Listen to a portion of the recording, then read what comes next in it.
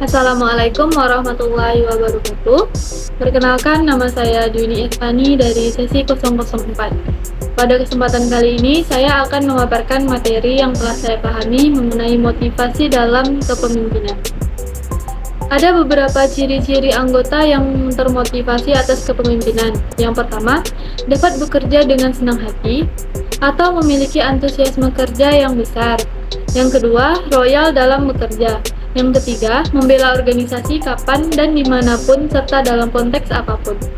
Seorang pemimpin haruslah memiliki motivasi. Hal ini dikarenakan keberhasilan dari seorang pemimpin ialah dengan ia menggerakkan orang lain atau pengikutnya untuk mencapai tujuan dari perusahaan atau organisasi yang ia pimpin.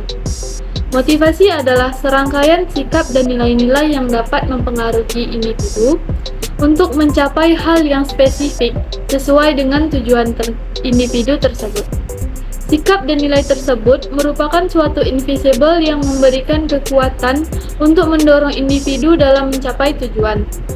Motivasi merupakan kekuatan baik secara internal maupun secara eksternal di luar diri seseorang yang membangkitkan semangat dan kegigihan untuk mengejar tindakan tertentu.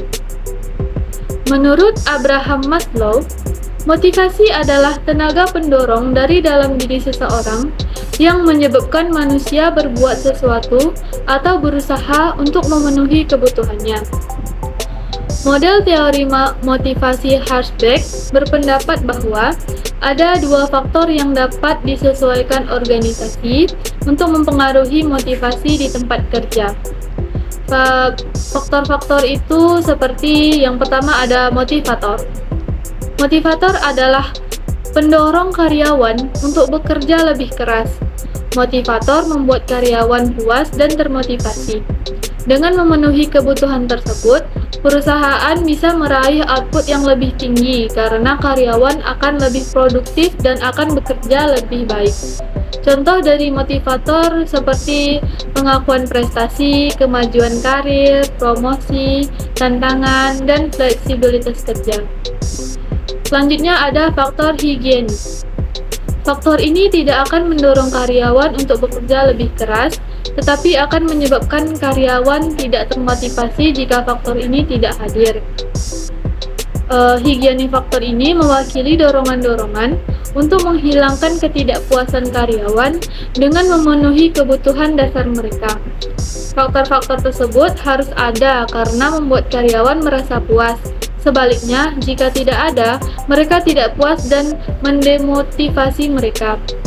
Ada beberapa hal yang dapat dilakukan oleh seorang pemimpin dalam upaya memotivasi bawahannya.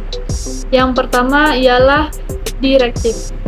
Gaya kepemimpinan direktif menurut Tiswanati dan Saifullah, yaitu pemimpin cenderung untuk menentukan langsung apa yang harus dilakukan oleh bawahan dan apa yang diharapkan oleh pemimpin. Menurut House dan Robbins, kepemimpinan direktif yaitu gaya kepemimpinan yang mempunyai hubungan yang positif dengan kepuasan dan harapan bawahan, di mana pemimpin seringkali memberikan perintah atau tugas khusus. Selanjutnya ada suportif. Suportif yaitu pemimpin yang bersahabat dan memberikan perhatian kepada bawahan.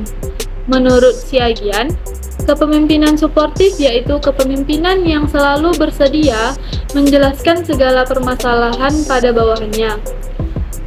Winardi juga menambahkan bahwa kepemimpinan suportif adalah pemimpin yang menciptakan suatu lingkungan kerja yang membantu mempertebal keinginan pada setiap pengikut untuk melaksanakan pekerjaan sebaik mungkin, bekerja sama dengan pihak lain, serta mengembangkan skillnya dan keinginannya sendiri. Berikut beberapa ciri-ciri dari kepemimpinan suportif. Yang pertama, pemimpin tidak segan dalam menunjukkan perhatian pribadi kepada bawahannya. Yang kedua, pemimpin memiliki sikap ramah, bersahabat, dan mudah ditemui.